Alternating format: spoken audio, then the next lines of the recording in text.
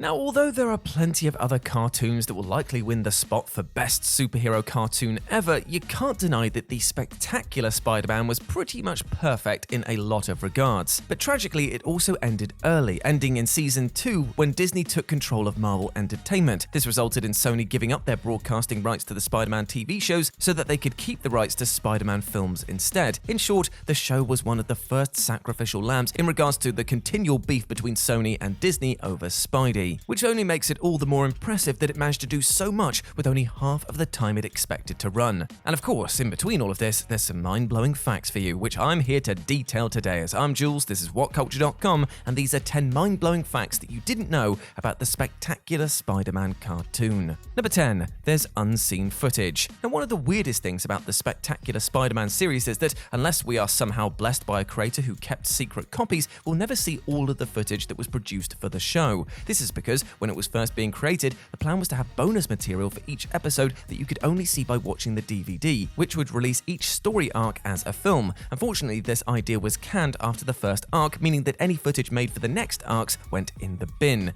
It feels weird to wonder what moments we missed, as it was likely that it was just scenes meant to connect the various episodes into one coherent experience, but it's also maybe not a terrible thing that the series was released on DVD in episodic form, as otherwise you'd have to commit to watching a full film anytime you fancied watching an episode. And while binging a show is practically a way of life now, being sort of made to feels entirely less fun.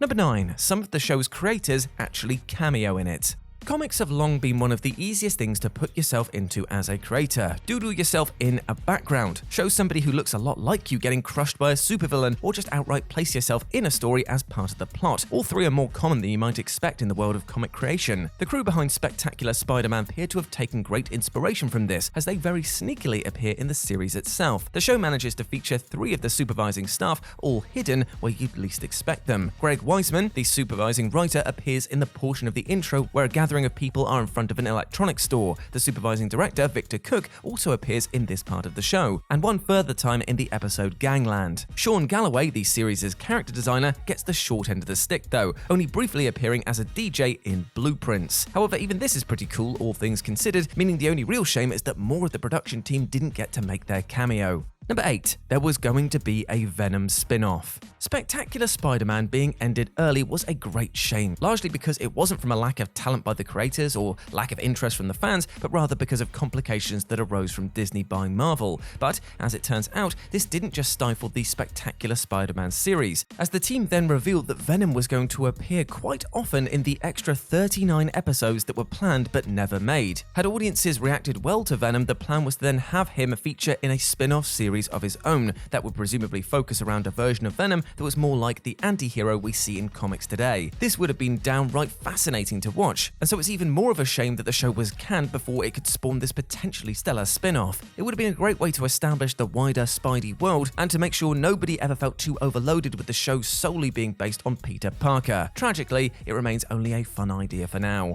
Number 7. Sony asked the show to recreate film scenes. Unlike some production nightmares, Sony apparently allowed the team behind this Spectacular Spider-Man a long leash, letting them more or less have a free run on developing the cartoon. But there was one stipulation to this, however, and that was that scenes from the Spider-Man films be added into the cartoon to make fans feel more familiar with the lore of the hero. This explains why Spidey's origin scene is very similar to that found in the Sam Raimi films, why there's a train scene that perfectly mirrors the iconic shots in the second film, and why many of the fights may also appear familiar to fans of the Raimi trilogy. Most of these are subtle enough that you might feel paranoid for suggesting they exist, but for once these conspiracies are in fact right on the money. It's an unusual request for Sony to have made for sure, but it's also an undeniably wonderful one. It allows the cartoon and film universes, which are usually very separate, with the exception of Into the Spider-Verse, to join together and share all their best bits. Number 6. The team never planned to kill Gwen Stacy off. Gwen Stacy's death is one of the most shocking and most important events in Spider-Man's life. While it was Uncle Ben's death that taught Peter that with great power comes great responsibility, Gwen's demise showed him that even the great powers he'd obtained didn't mean that he could save everyone. But it's also a pretty dark scene involving a pretty brutal neck snapping. And as such, fans speculated en masse as to how the show would kill Gwen off, as it seemed impossible that they'd use the comic event given how violent and gruesome it was. This disturbed the team, who would later reveal their darkest secret, and that was that they never intended for Gwen to die. Even though the series was cancelled early, there was no later plans to have her murdered because it felt like this didn't match with the generally light tone of the cartoon. The team would express how strange they found the idea that fans felt that Gwen had to die, because the show had always intended to be child-friendly, which put the idea of such a traumatic death safely off the cards. Number 5. Some of the iTunes episode summaries were very wrong. When Spectacular Spider-Man finally made its glorious debut to the world of iTunes, where you could pay your tech overlords to finally rewatch the show, it appeared on the pages of the store with some rather strange additions. The fact that you could buy the show episode by episode meant that naturally each had to come with its own short description, so if you wanted one particular episode, you could find it easier. However, these descriptions came with a few issues. Firstly, and most importantly, they mentioned the Human Torch, who never features in this series. Secondly, they replaced the name Tombstone with Kingpin repeatedly, presumably because Tombstone sort of plays the role of Kingpin in this series, likely since the latter is considered more of a Daredevil villain than a Spider-Man one. You have to wonder if these summaries were the original design plans for the various episodes before changes like the Tombstone swap were implemented, or if somebody somewhere along the line just got very, very confused. We'll likely never know the true answer, but it is likely a bit of both. Number 4. The Stan Lee cameo. So having Stan Lee cameo in anything to do with Marvel is the hallmark that it's probably going to be great. This is why the Marvel Cinematic Universe is littered with appearances of the patron saint of selling comics, because he's basically a good luck charm for the industry.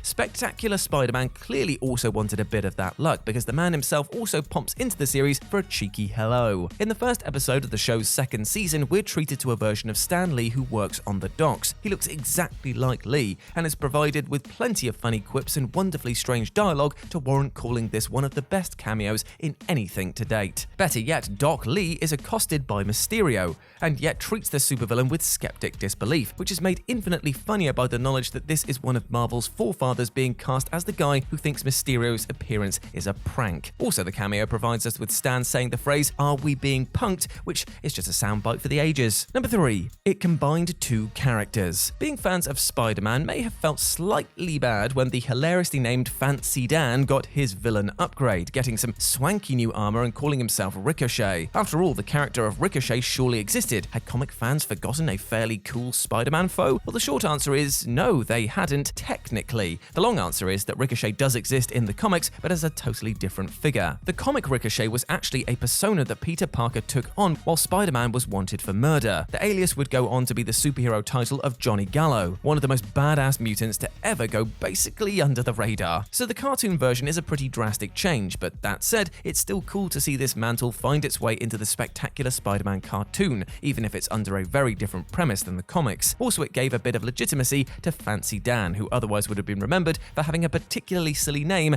even for a supervillain. Number 2. It has a tribute to Spider-Man's first appearance. If there's one thing cartoons based on comics like to do, it's to reference the first appearance of the hero they're about, likely as a tribute to the comic medium. It's also there as something that comic fans can get hype about recognizing, which is always a cool reason to feature something in the show. You gotta remember your roots after all. Spectacular Spider-Man is naturally no exception to this rule, and features a testament to the hero's beginnings in a major way. During the show's opening credits, we see a scene where Spidey is shown posing on the front of the Daily Bugle, swinging through the air while holding a captured criminal. While you might presume that this is just put in because it looks cool, and indeed it does, this specific visual is an homage to Peter's first appearance in the comics as Spider-Man, in issue 15 of Amazing Fantasy. It's a small detail for sure, but one that's very much appreciated nonetheless. It's also especially well placed, as this little nod to the web-slinger's paper and print origins appears just before every episode. And number 1, there's a secret romance. When a man proposes to his partner in Season 2, Episode 10, also known by the title Gangland, most likely didn't react to it at all. After all, the Spectacular Spider-Man series is pretty good for having some interesting set dressing, which at a glance is all that it appears to be. Only eagle-eyed fans will know the true story behind the pair though, because this is actually a couple that we've seen before, specifically in Reaction, the 8th episode of the previous season. At the beginning of the episode, we see Spidey web together two people while getting his daily fix of saving the day. From their expressions, it seems that this was actually a pretty good way to matchmake, as they look notably unfazed about the fact that they're a few feet up in the air dangling from spider string. And since a mere season later it looks like they're getting married, you could say that this method of meeting worked out pretty well for this particular couple. Not all relationships can be blessed by a Spider-Man encounter, but this blink and you'll miss it background romance definitely was. And there we go, my friends, those were 10 mind-blowing facts you didn't know about the Spectacular Spider-Man cartoon. I hope that you enjoyed that, and please let me know what you thought about it down in the comment section below. As always, I've been Jules. You can go follow me over on Twitter at RetroJ with a 0. Or you can swing by Live and Let's Dice, where I do all my streaming outside of work, and it'd be great to see you over there.